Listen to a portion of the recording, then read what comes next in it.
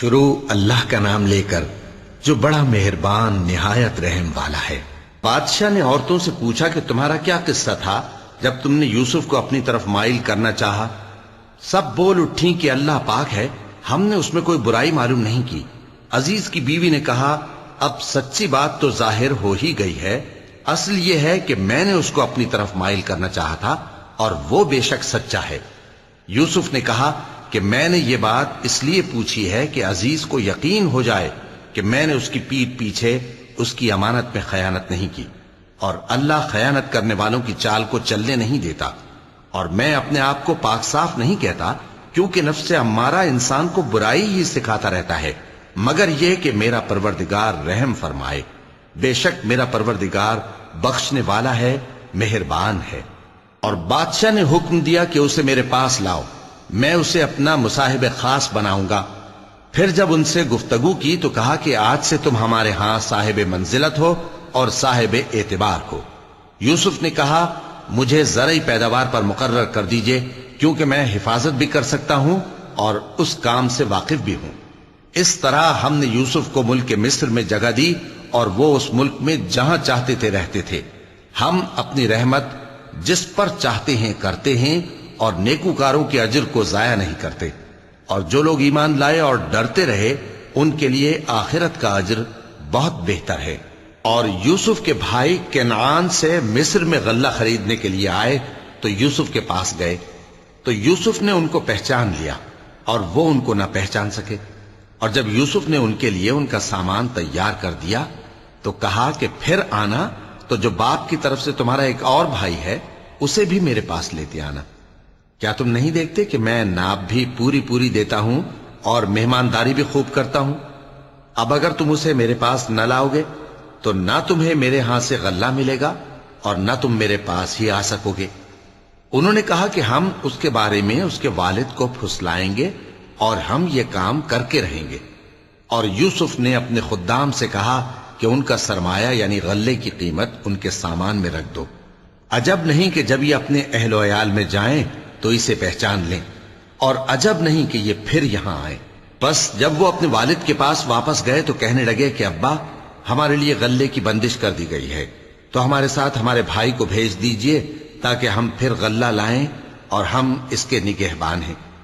یعقوب نے کہا کہ میں اس کے بارے میں تمہارا اعتبار نہیں کرتا، مگر ویسا ہی جیسا پہلے اس کے بھائی کے بارے میں کیا تھا، سو اللہ ہی بہتر نگہبان ہے اور وہ سب سے زیادہ رحم کرنے والا ہے۔ اور جب انہوں نے اپنا اسباب کھولا تو دیکھا کہ ان کا سرمایہ واپس کر دیا گیا ہے۔ کہنے لگے، ابا ہمیں اور کیا چاہیے؟ دیکھیے یہ ہماری پونجی بھی ہمیں واپس کر دی گئی ہے، اور ہم اپنے اہل و عیال کے لیے پھر غلہ لائیں گے اور اپنے بھائی کی نگہبانی کریں گے، اور ایک بار شتر زیادہ لائیں گے کہ یہ غلہ جو ہم لائے ہیں تھوڑا ہے۔ یعقوب نے کہا کہ جب تک تم اللہ کا عہد نہ دو کہ اس کو میرے پاس صحیح و سالم لے آؤ گے، میں اسے ہرگز تمہارے ساتھ نہیں بھیجنے کا، مگر یہ کہ تم گھیر لیے جاؤ یعنی بے بس ہو جاؤ تو مجبوری ہے۔ پس جب انہوں نے والد کو اپنا قول دیا تو یعقوب نے کہا کہ جو قول و قرار ہم کر رہے ہیں اس کا اللہ ضامن ہے، اور فرمایا کہ اے میرے بیٹو، ایک ہی دروازے سے داخل نہ ہونا بلکہ جدا جدا دروازوں سے داخل ہونا، اور میں اللہ کی تقدیر کو تو تم سے روک نہیں سکتا۔ بے شک حکم اللہ ہی کا ہے، میں اسی پر بھروسہ رکھتا ہوں، اور اہل توکل کو اسی پر بھروسہ رکھنا چاہیے۔ اور جب وہ ان مقامات سے داخل ہوئے جہاں جہاں سے داخل ہونے کے لیے ان کے والد نے ان سے کہا تھا، تو وہ تدبیر اللہ کے حکم کو ذرا بھی ٹال نہیں سکتی تھی۔ ہاں، وہ یعقوب کے دل کی خواہش تھی جو انہوں نے پوری کی تھی، اور بے شک وہ صاحب علم تھے، کیونکہ ہم نے ان کو علم سکھایا تھا، لیکن اکثر لوگ نہیں جانتے۔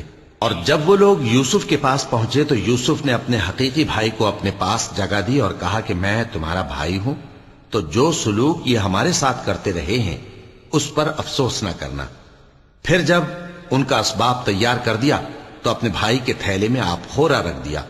پھر جب وہ آبادی سے باہر نکل گئے تو ایک پکارنے والے نے آواز دی کہ قافلے والو، تم تو چور ہو۔ وہ ان کی طرف متوجہ ہو کر کہنے لگے کہ تمہاری کیا چیز کھوئی گئی ہے؟ وہ بولے کہ بادشاہ کا کٹورا کھویا گیا ہے، اور جو شخص اس کو لے کے آئے اس کے لیے ایک بار شتر انعام، اور میں اس کا ضامن ہوں۔ وہ کہنے لگے کہ اللہ کی قسم، تم کو معلوم ہے کہ ہم اس ملک میں اس لیے نہیں آئے کہ خرابی کریں اور نہ ہم چوری کیا کرتے ہیں۔ وہ بولے کہ اگر تم جھوٹے نکلے یعنی چوری ثابت ہوئی تو اس کی سزا کیا؟ انہوں نے کہا کہ اس کی سزا یہ کہ جس کے تھیلے میں وہ دستیاب ہو وہی اس کا بدل قرار دیا جائے۔ ہم ظالموں کو یہی سزا دیا کرتی ہیں۔ پھر یوسف نے اپنے بھائی کے تھیلے سے پہلے ان کے تھیلوں کو دیکھنا شروع کیا، پھر اپنے بھائی کے تھیلے میں سے اس کو نکال لیا۔ اس طرح ہم نے یوسف کے لیے تدبیر کی، ورنہ بادشاہ کے قانون کے مطابق وہ اپنے بھائی کو لے نہیں سکتے تھے مگر یہ کہ اللہ چاہے۔ ہم جس کے چاہتے ہیں درجے بلند کرتے ہیں، اور ہر علم والے سے بڑھ کر ایک بڑا علم والا ہے۔ برادران یوسف نے کہا کہ اگر اس نے چوری کی ہو تو کچھ عجب نہیں کہ اس کے ایک بھائی نے بھی پہلے چوری کی تھی، مگر یوسف نے اس بات کو اپنے دل میں مخفی رکھا اور ان پر ظاہر نہ ہونے دیا، یعنی زیر لب کہا کہ تم بڑے برے ہو اور جو تم بیان کرتے ہو اللہ اسے خوب جانتا ہے۔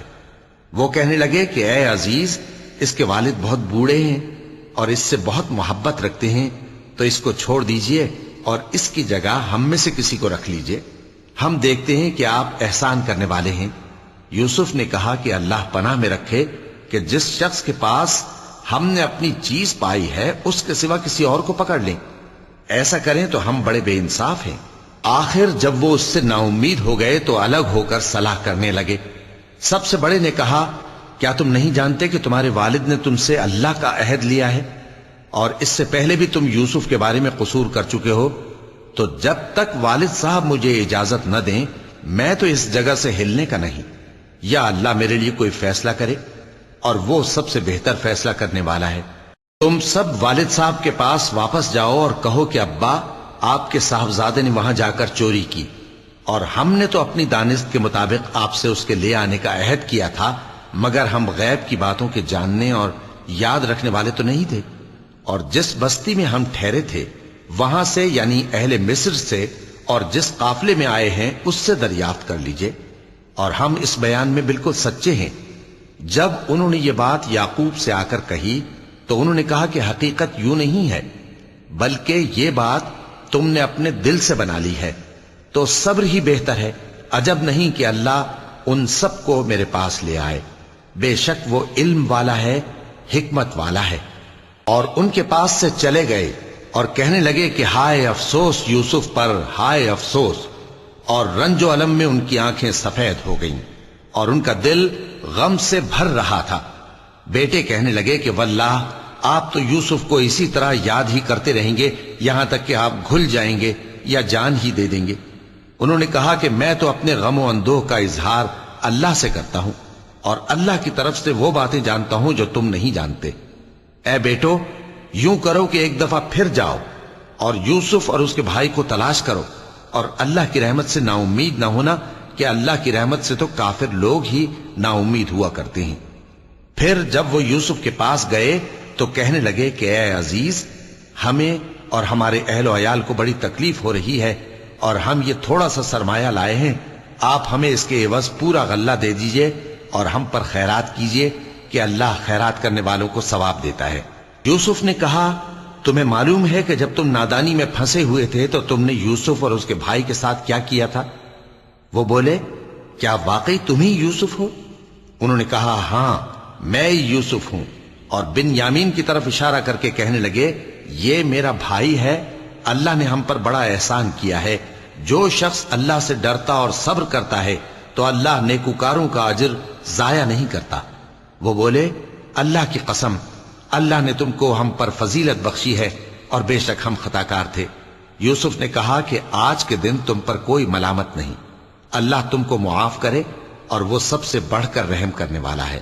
یہ میرا کرتا لے جاؤ، پھر اسے والد صاحب کے منہ پر ڈال دینا تو وہ بینا ہو جائیں گے، اور اپنے تمام اہل و عیال کو میرے پاس لے آؤ۔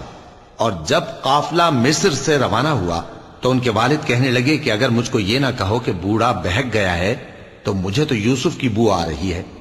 وہ بولے کہ واللہ آپ اسی قدیم غلطی میں مبتلا ہیں۔ مگر جب خوشخبری دینے والا آ پہنچا تو اس نے کرتا ان کے منہ پر ڈال دیا، سو وہ بینا ہو گئے اور بیٹوں سے کہنے لگے کیا میں نے تم سے نہیں کہا تھا کہ میں اللہ کی طرف سے وہ باتیں جانتا ہوں جو تم نہیں جانتے؟ بیٹوں نے کہا کہ ابا ہمارے لیے ہمارے گناہ کی مغفرت مانگیے، بے شک ہم خطا کار تھے۔ فرمایا میں اپنے پروردگار سے تمہارے لیے بخشش مانگوں گا، بے شک وہ بخشنے والا ہے، مہربان ہے۔ پھر جب یہ سب لوگ یوسف کے پاس پہنچے تو انہوں نے اپنے والدین کو اپنے پاس جگہ دی اور کہا مصر میں داخل ہو جائیے، اللہ نے چاہا تو امن و امان سے رہیے گا۔ اور اپنے والدین کو تخت پر بٹھایا اور سب ان کے آگے سجدے میں گر پڑے۔ اور اس وقت یوسف نے کہا ابا جان، یہ میرے اس خواب کی تعبیر ہے جو میں نے پہلے بچپن میں دیکھا تھا، میرے پروردگار نے اسے سچ کر دیا اور اس نے مجھ پر بہت سے احسان کیے ہیں کہ مجھ کو قید خانے سے نکالا، اور اس کے بعد کہ شیطان نے مجھ میں اور میرے بھائیوں میں فساد ڈال دیا تھا آپ کو گاؤں سے یہاں لایا۔ بے شک میرا پروردگار جو چاہتا ہے تدبیر سے کرتا ہے، وہ علم والا ہے، حکمت والا ہے۔ جب یہ سب باتیں ہو لیں تو یوسف نے اللہ سے دعا کی کہ اے میرے پروردگار، تو نے مجھ کو حکومت سے نوازا اور خوابوں کی تعبیر کا علم بخشا۔ اے آسمانوں اور زمین کے پیدا کرنے والے، تو ہی دنیا اور آخرت میں میرا کارساز ہے، تو مجھے دنیا سے اپنی اطاعت کی حالت میں اٹھائیو اور آخرت میں اپنے نیک بندوں میں داخل کیجو۔ اے پیغمبر، یہ اخبار غیب میں سے ہیں جو ہم تمہاری طرف بھیجتے ہیں۔ اور جب برادران یوسف نے اپنی بات پر اتفاق کیا تھا اور وہ فریب کر رہے تھے تو تم ان کے پاس تو نہ تھے، اور بہت سے آدمی گو تم کتنی خواہش کرو ایمان لانے والے نہیں ہیں، اور تم ان سے اس خیر خواہی کا کچھ صلہ بھی تو نہیں مانگتے۔ یہ قرآن اور کچھ نہیں تمام جہانوں کے لیے نصیحت ہے، اور آسمان و زمین میں بہت سی نشانیاں ہیں جن پر سے یہ گزرتے ہیں اور ان کو نظر انداز کر دیتے ہیں، اور یہ اکثر اللہ پر ایمان نہیں رکھتے مگر اس کے ساتھ شرک بھی کرتے ہیں۔ تو کیا یہ اس بات سے بے خوف ہیں کہ ان پر اللہ کا عذاب نازل ہو کر ان کو ڈھانپ لے، یا ان پر ناگہاں قیامت آ جائے اور انہیں خبر بھی نہ ہو؟ کہہ دو میرا رستہ تو یہ ہے، میں اللہ کی طرف بلاتا ہوں سمجھ بوجھ کر، میں بھی لوگوں کو اللہ کی طرف بلاتا ہوں اور میرے پیرو بھی، اور اللہ پاک ہے اور میں شرک کرنے والوں میں سے نہیں ہوں۔ اور ہم نے تم سے پہلے بستیوں کے رہنے والوں میں سے مرد ہی بھیجے تھے جن کی طرف ہم وہی بھیجتے تھے۔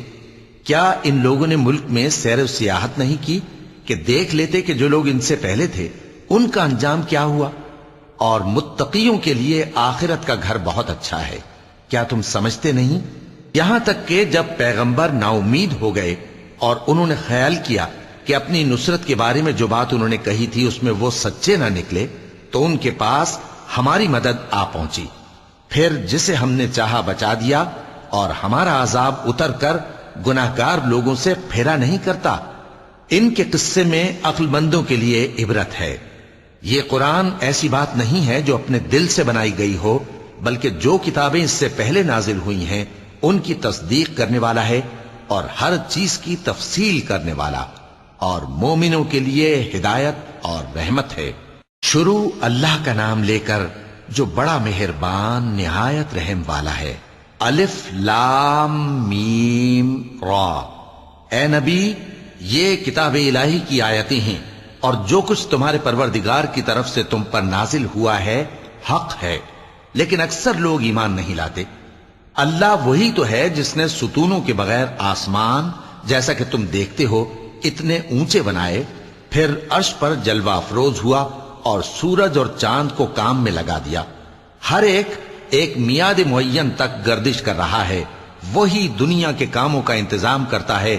اس طرح وہ اپنی آیتیں کھول کھول کر بیان کرتا ہے کہ تم اپنے پروردگار کے روبرو جانے کا یقین کرو۔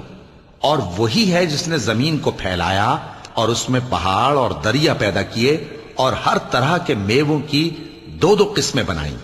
وہی رات کو دن کا لباس پہناتا ہے، غور کرنے والوں کے لیے اس میں بہت سی نشانیاں ہیں۔ اور زمین میں کئی طرح کے قطعات ہیں ایک دوسرے سے ملے ہوئے، اور انگور کے باغ اور کھیتی اور کھجور کے درخت، بعض کی بہت سی شاخیں ہیں اور بعض کی اتنی نہیں ہوتی، باوجود کہ پانی سب کو ایک ہی ملتا ہے۔ اور ہم بعض میووں کو بعض پر لذت میں فضیلت دیتی ہیں، اور اس میں سمجھنے والوں کے لیے بہت سی نشانیاں ہیں۔ اگر تم عجیب بات سننی چاہو تو کافروں کا یہ کہنا عجیب ہے کہ جب ہم مر کر مٹی ہو جائیں گے تو کیا اثر نو پیدا ہوں گے؟ یہی لوگ ہیں جو اپنے پروردگار سے منکر ہوئے ہیں، اور یہی ہیں جن کی گردنوں میں طوق ہوں گے، اور یہی اہل دوزخ ہیں کہ ہمیشہ اس میں جلتے رہیں گے۔ اور یہ لوگ بھلائی سے پہلے تم سے برائی جلدی سے مانگتے ہیں، یعنی طالب عذاب ہیں، حالانکہ ان سے پہلے عذاب واقع ہو چکے ہیں، اور تمہارا پروردگار لوگوں کو باوجود ان کی بے انصافیوں کے معاف کرنے والا ہے، اور بے شک تمہارا پروردگار سخت عذاب دینے والا ہے۔ اور کافر لوگ کہتے ہیں کہ اس پیغمبر پر اس کے پروردگار کی طرف سے کوئی نشانی کیوں نازل نہیں ہوئی؟ اے نبی، تم تو صرف خبردار کرنے والے ہو، اور ہر ایک قوم کے لیے رہنما ہوا کرتا ہے۔ اللہ ہی اس بچے سے واقف ہے جو عورت کے پیٹ میں ہوتا ہے، اور وہی پیٹ کے سکڑنے اور بڑھنے سے بھی واقف ہے، اور ہر چیز کا اس کے ہاں ایک اندازہ مقرر ہے۔ وہ چھپی اور ظاہر چیزوں کا جاننے والا ہے، سب سے بزرگ ہے، عالی رتبہ ہے۔ کوئی تم میں سے چپکے سے بات کہے یا پکار کر، یا رات کو کہیں چھپ جائے یا دن کی روشنی میں کھلم کھلا چلے پھرے، اللہ کے نزدیک برابر ہے۔ اس کے آگے اور پیچھے اللہ کے چوکیدار ہیں جو اللہ کے حکم سے اس کی نگرانی کرتے ہیں۔ اللہ اس نعمت کو جو کسی قوم کو حاصل ہے نہیں بدلتا جب تک کہ وہ اپنی حالت کو نہ بدلے، اور جب اللہ کسی قوم کے ساتھ برائی کا ارادہ کرتا ہے تو وہ پھر نہیں سکتی، اور اللہ کے سوا ان کا کوئی مددگار نہیں ہوتا۔ وہی تو ہے جو تم کو ڈرانے اور امید دلانے کے لیے بجلی دکھاتا اور بھاری بھاری بادل پیدا کرتا ہے، اور رعد اور فرشتے سب اس کے خوف سے اس کی تسبیح و تحمید کرتے رہتے ہیں۔ اور وہی بجلیاں بھیجتا ہے، پھر جس پر چاہتا ہے گرا بھی دیتا ہے، جبکہ وہ اللہ کے بارے میں جھگڑتے ہیں، اور وہ بڑی قوت والا ہے۔ کام کا پکارنا تو اسی کا ہے، اور جن کو یہ لوگ اس کے سوا پکارتے ہیں وہ ان کی پکار کو کسی طرح قبول نہیں کرتے، مگر اس شخص کی طرح جو اپنے دونوں ہاتھ پانی کی طرف پھیلا دے تاکہ دور ہی سے اس کے منہ تک آ پہنچے، حالانکہ وہ اس تک کبھی بھی نہیں آ سکتا۔ اور اسی طرح کافروں کی پکار بیکار ہے۔ اور جتنی مخلوقات آسمانوں اور زمین میں ہے، خوشی سے یا ناخوشی سے اللہ کے آگے سجدہ کرتی ہے، اور ان کے سائے بھی صبح و شام سجدے کرتے ہیں۔ چونکہ آیت سجدہ تلاوت کی گئی ہے، لہذا سامعین پر سجدہ واجب ہے۔ ان سے پوچھو کہ آسمانوں اور زمین کا پروردگار کون ہے؟ تم ہی کہہ دو کہ اللہ۔ ان سے کہو کہ کیا تم نے اللہ کو چھوڑ کر ایسے لوگوں کو کارساز بنایا ہے جو خود اپنے نفع و نقصان کا بھی اختیار نہیں رکھتے؟ کہو کیا اندھا اور آنکھوں والا برابر ہیں، یا اندھیرا اور اجالا برابر ہو سکتا ہے؟ بھلا ان لوگوں نے جن کو اللہ کا شریک مقرر کیا ہے، کیا انہوں نے اللہ کسی مخلوقات پیدا کی ہے جس کے سبب ان کے لیے مخلوقات مشتبہ ہو گئی ہے؟ کہہ دو کہ اللہ ہی ہر چیز کا پیدا کرنے والا ہے، اور وہ یکتا ہے، بڑا زبردست ہے۔ اسی نے آسمان سے مے برسایا، پھر اس سے اپنے اپنے اندازے کے مطابق نالے بہ نکلے، پھر پانی پر پھولا ہوا جھاگ آ گیا۔ اور جس چیز کو زیور یا کوئی اور سامان بنانے کے لیے آگ میں تپاتے ہیں، اس میں بھی ایسا ہی جھاگ ہوتا ہے۔ اس طرح اللہ حق و باطل کی مثال بیان فرماتا ہے۔ سو جھاگ تو سوکھ کر زائل ہو جاتا ہے، اور پانی جو لوگوں کو فائدہ پہنچاتا ہے وہ زمین میں ٹھہرا رہتا ہے۔ اس طرح اللہ صحیح اور غلط کی مثالیں بیان فرماتا ہے تاکہ تم سمجھو۔ جن لوگوں نے اللہ کے حکم کو قبول کیا ان کی حالت بہت بہتر ہوگی، اور جنہوں نے اس کو قبول نہ کیا، اگر روئے زمین کے سب خزانے ان کے اختیار میں ہوں تو وہ سب کے سب اور ان کے ساتھ اتنے ہی اور نجات کے بدلے میں صرف کر ڈالیں، مگر نجات کہاں؟ ایسے لوگوں کا حساب بھی برا ہوگا، اور ان کا ٹھکانہ بھی دوزخ ہے، اور وہ بری جگہ ہے۔ بھلا جو شخص یہ جانتا ہے کہ جو کچھ تمہارے پروردگار کی طرف سے تم پر نازل ہوا ہے حق ہے، وہ اس شخص کی طرح ہے جو اندھا ہے؟ اور سمجھتے تو وہی ہیں جو عقل مند ہیں، جو اللہ کے عہد کو پورا کرتے ہیں اور قول و قرار کو نہیں توڑتے، اور جن رشتوں کے جوڑے رکھنے کا اللہ نے حکم دیا ان کو جوڑے رکھتے، اور اپنے پروردگار سے ڈرتے رہتے، اور برے حساب سے خوف رکھتے ہیں۔ اور جو اپنے پروردگار کی خوشنودی حاصل کرنے کے لیے مصائب پر صبر کرتے ہیں اور نماز پڑھتے ہیں، اور جو مال ہم نے ان کو دیا ہے اس میں سے پوشیدہ اور ظاہر خرچ کرتے ہیں اور نیکی سے برائی کو دور کرتے ہیں، یہی لوگ ہیں جن کے لیے عاقبت کا گھر ہے، یعنی ہمیشہ رہنے کے باغات جن میں وہ داخل ہوں گے، اور ان کے باپ دادوں اور بیویوں اور اولاد میں سے جو نیکوکار ہوں گے وہ بھی بہشت میں جائیں گے، اور فرشتے بہشت کے ہر ایک دروازے سے ان کے پاس آئیں گے اور کہیں گے تم پر سلام ہو، یہ تمہاری ثابت قدمی کا بدلہ ہے، اور عاقبت کا گھر خوب گھر ہے۔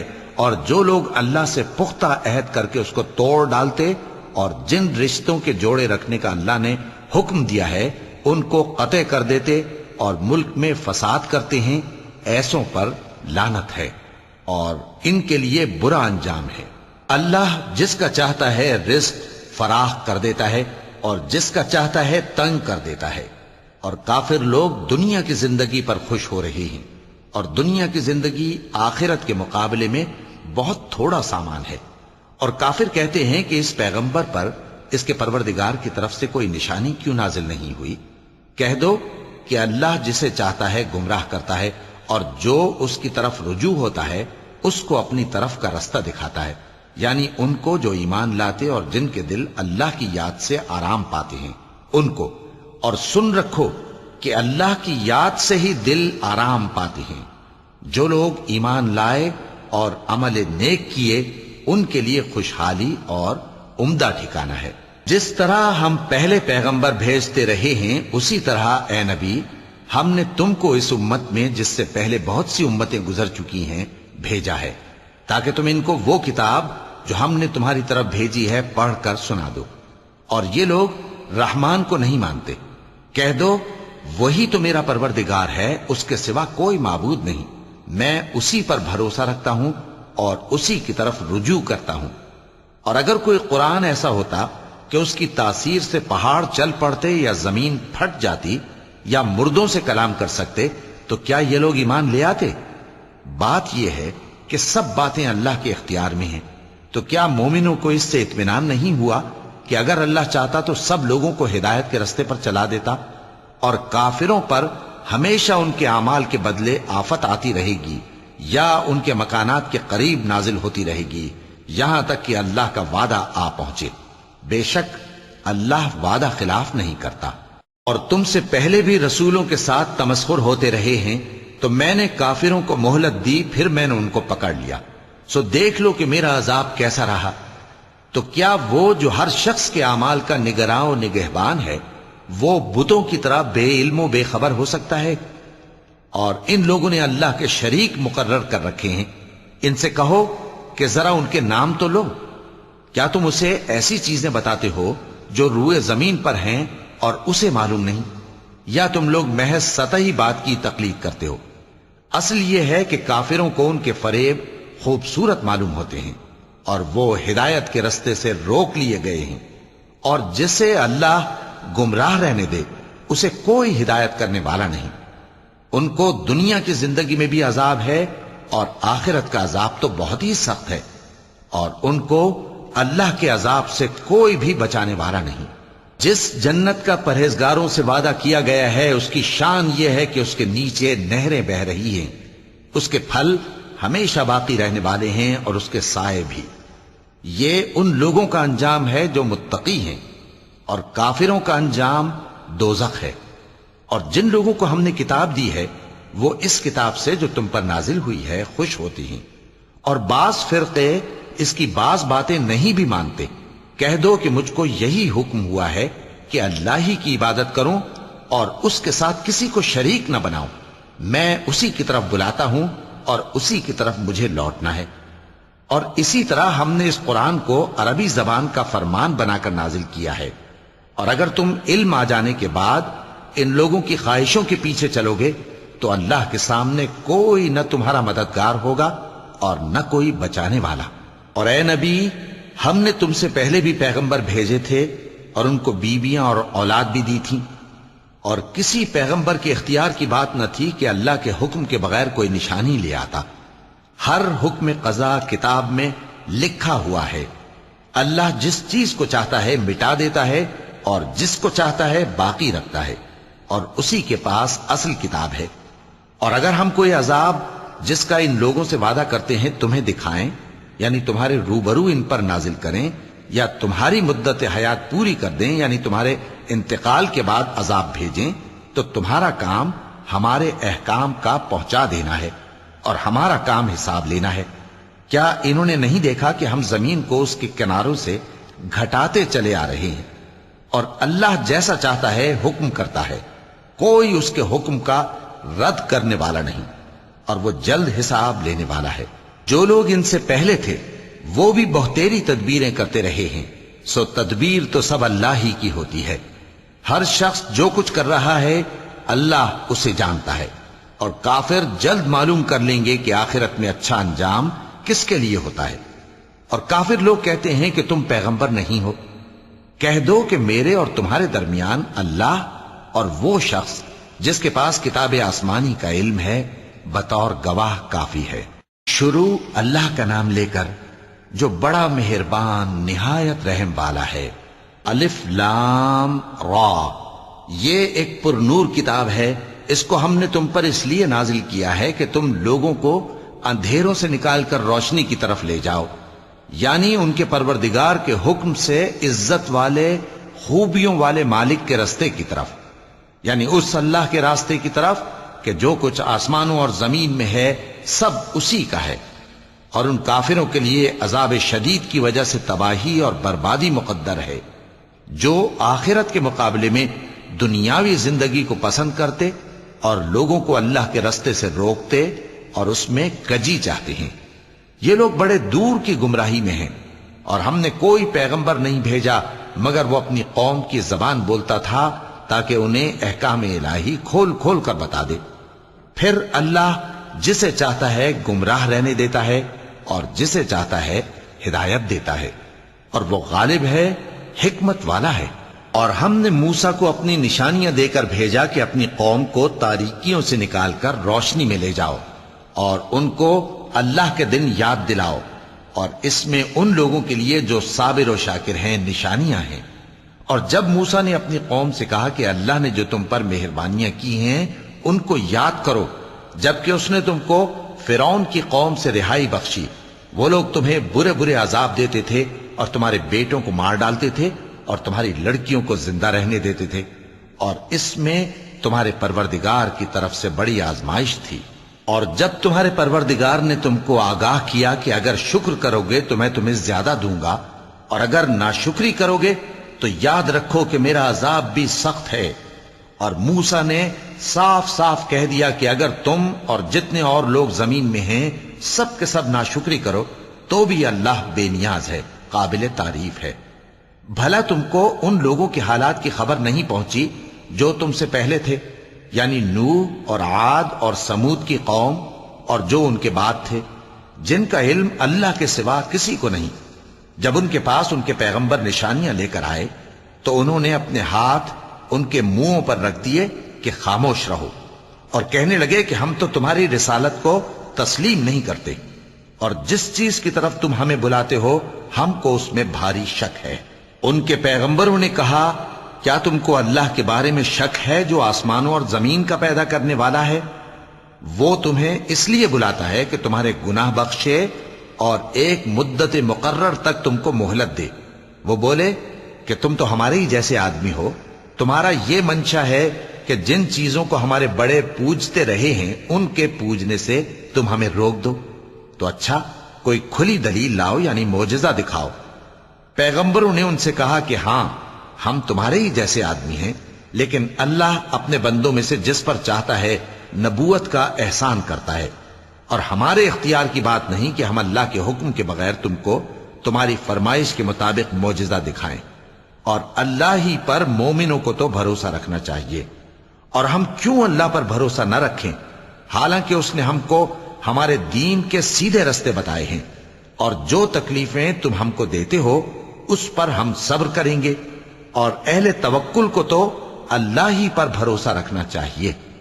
और जो काफिर थे उन्होंने अपने पैगंबरों से कहा कि या तो हम तुमको अपने मुल्क से बाहर निकाल देंगे یا تم ہمارے مذہب میں واپس آ جاؤ۔ پس ان کے پروردگار نے ان کی طرف وحی بھیجی کہ ہم ظالموں کو ہلاک کر دیں گے اور ان کے بعد تم کو اس زمین میں آباد کر دیں گے۔ یہ اس شخص کے لیے ہے جو قیامت کے روز میرے سامنے کھڑے ہونے سے ڈرے اور میرے عذاب سے خوف کرے۔ اور پیغمبروں نے اللہ سے فتح چاہی اور ہر سرکش ضدی نامراد رہ گیا۔ اس کے پیچھے دوزخ ہے اور اسے پیپ والا پانی پلایا جائے گا، وہ اس کو گھونٹ گھونٹ کر کے پیے گا اور گلے سے نہیں اتار سکے گا، اور ہر طرف سے اسے موت آ رہی ہوگی مگر وہ مرنے میں نہیں آئے گا، اور اس کے بعد سخت عذاب ہوگا۔ جن لوگوں نے اپنے پروردگار سے کفر کیا ان کے اعمال کی مثال راکھ کی سی ہے کہ آندھی کے دن اس پر زور کی ہوا چلے جو اسے اڑا لے جائے۔ اسی طرح جو کام وہ کرتے رہے ان پر ان کو کچھ قابو نہ ہوگا۔ یہی تو پرلے سرے کی گمراہی ہے۔ کیا تم نے نہیں دیکھا کہ اللہ نے آسمانوں اور زمین کو تدبیر سے پیدا کیا ہے؟ اگر وہ چاہے تو تم کو نابود کر دے اور تمہاری جگہ نئی مخلوق پیدا کر دے، اور یہ اللہ کو کچھ بھی مشکل نہیں۔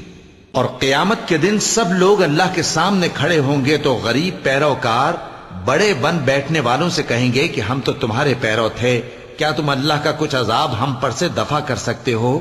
وہ کہیں گے کہ اگر اللہ ہم کو ہدایت کرتا تو ہم تم کو ہدایت کرتے۔ اب ہم گھبراہٹ ظاہر کریں یا صبر کریں ہمارے حق میں برابر ہے، کوئی جگہ رہائی کی ہمارے لیے نہیں ہے۔ اور جب حساب کتاب کا کام فیصل ہو چکے گا تو شیطان کہے گا جو وعدہ اللہ نے تم سے کیا تھا وہ تو سچا تھا، اور جو وعدہ میں نے تم سے کیا تھا وہ جھوٹا تھا، اور میرا تم پر کسی طرح کا زور نہیں تھا۔ ہاں، میں نے تم کو گمراہی اور باطل کی طرف بلایا تو تم نے جلدی سے اور بے دلیل میرا کہنا مان لیا۔ تو آج مجھے ملامت نہ کرو، اپنے آپ ہی کو ملامت کرو۔ نہ میں تمہاری فریاد رسی کر سکتا ہوں اور نہ تم میری فریاد رسی کر سکتے ہو۔ میں اس بات سے انکار کرتا ہوں کہ تم پہلے مجھے شریک بناتے تھے۔ بے شک جو ظالم ہیں ان کے لیے درد دینے والا عذاب ہے۔ اور جو ایمان لائے اور عمل نیک کرتے رہے وہ بہشتوں میں داخل کیے جائیں گے جن کے نیچے نہریں بہہ رہی ہیں۔ اپنے پروردگار کے حکم سے وہ ہمیشہ ان میں رہیں گے، وہاں وہ ہر ملاقات پر ایک دوسرے کو سلام کہیں گے۔ کیا تم نے نہیں دیکھا کہ اللہ نے کلمہ طیبہ کی کیسی مثال بیان فرمائی ہے؟ وہ ایسی ہے جیسے پاکیزہ درخت جس کی جڑ مضبوط ہو اور شاخیں آسمان میں پھیلی ہوں، وہ اپنے پروردگار کے حکم سے ہر موقع پر پھل لاتا ہو۔ اور اللہ لوگوں کے لیے مثالیں بیان فرماتا ہے تاکہ وہ نصیحت حاصل کریں۔ اور ناپاک بات یعنی غلط عقیدے کی مثال ناپاک درخت کی سی ہے کہ وہ زمین کے اوپر ہی سے اکھیڑ کر پھینک دیا جائے، اس کو ذرا بھی قرار و ثبات نہیں۔ اللہ مومنوں کے دلوں کو صحیح اور پکی بات سے دنیا کی زندگی میں بھی مضبوط رکھتا ہے اور آخرت میں بھی رکھے گا، اور اللہ بے انصافوں کو گمراہ کر دیتا ہے، اور اللہ جو چاہتا ہے کرتا ہے۔ کیا تم نے ان لوگوں کو نہیں دیکھا جنہوں نے اللہ کے احسان کو ناشکری سے بدل دیا اور اپنی قوم کو تباہی کے گھر میں لا اتارا، یعنی دوزخ میں، کہ سب ناشکرے اس میں داخل ہوں گے اور وہ برا ٹھکانہ ہے۔ اور ان لوگوں نے اللہ کے شریک مقرر کیے کہ لوگوں کو اس کے رستے سے گمراہ کریں۔ کہہ دو کہ چند روز فائدے اٹھا لو، آخر کار تم کو دوزخ کی طرف لوٹ کر جانا ہے۔ اے پیغمبر، میرے مومن بندوں سے کہہ دو کہ نماز پڑھا کریں، اور اس دن کے آنے سے پیشتر جس میں نہ اعمال کا سودا ہوگا اور نہ دوستی کام آئے گی، ہمارے دیے ہوئے مال میں سے پوشیدہ اور علانیہ خرچ کرتے رہیں۔ اللہ ہی تو ہے جس نے آسمانوں اور زمین کو پیدا کیا اور آسمان سے مے برسایا، پھر اس سے تمہارے کھانے کے لیے پھل پیدا کیے اور کشتیوں اور جہازوں کو تمہارے زیر فرمان کیا تاکہ وہ سمندر میں اس کے حکم سے چلیں، اور نہروں کو بھی تمہارے زیر فرمان کیا، اور سورج اور چاند کو تمہارے لیے کام میں لگا دیا کہ دونوں دن رات ایک ڈگر پر چل رہے ہیں، اور رات اور دن کو بھی تمہاری خاطر کام میں لگا دیا، اور جو کچھ تم نے مانگا سب میں سے تم کو عنایت کیا۔ اور اگر اللہ کے احسان گننے لگو تو شمار نہ کر سکو، مگر لوگ نعمتوں کا شکر نہیں کرتے۔ کچھ شک نہیں کہ انسان بڑا بے انصاف ہے، ناشکرا ہے۔ اور جب ابراہیم نے دعا کی کہ اے میرے پروردگار اس شہر کو لوگوں کے لیے امن کی جگہ بنا دے اور مجھے اور میری اولاد کو اس بات سے کہ بتوں کی پرستش کرنے لگیں بچائے رکھیو۔ اے پروردگار انہوں نے بہت سے لوگوں کو گمراہ کیا ہے، سو جس شخص نے میرا کہا مانا وہ میرا ہے، اور جس نے میری نافرمانی کی تو بخشنے والا ہے، مہربان ہے۔ اے پروردگار میں نے اپنی اولاد ایک وادی میں جہاں کھیتی نہیں تیرے عزت و ادب والے گھر کے پاس لا بسائی ہے۔ اے پروردگار تاکہ یہ نماز پڑھیں سو تو لوگوں کے دلوں کو ایسا کر دے کہ ان کی طرف جھکے رہیں، اور ان کو میووں سے روزی دیتے رہنا تاکہ تیرا شکر کریں۔ اے پروردگار جو بات ہم چھپاتے اور جو ظاہر کرتے ہیں تو سب جانتا ہے، اور اللہ سے کوئی چیز مخفی نہیں، نہ زمین میں نہ آسمان میں۔ اللہ کا شکر ہے جس نے مجھ کو بڑی عمر میں اسماعیل اور اسحاق بخشے، بے شک میرا پروردگار دعا سننے والا ہے۔ اے پروردگار مجھ کو ایسی توفیق عنایت کر کہ نماز پڑھتا رہوں، اور میری اولاد کو بھی یہ توفیق بخش۔ اے پروردگار میری دعا قبول فرما۔ اے پروردگار حساب کتاب کے دن میری اور میرے ماں باپ کی اور مومنوں کی مغفرت کیجو۔ صدق اللہ العظیم۔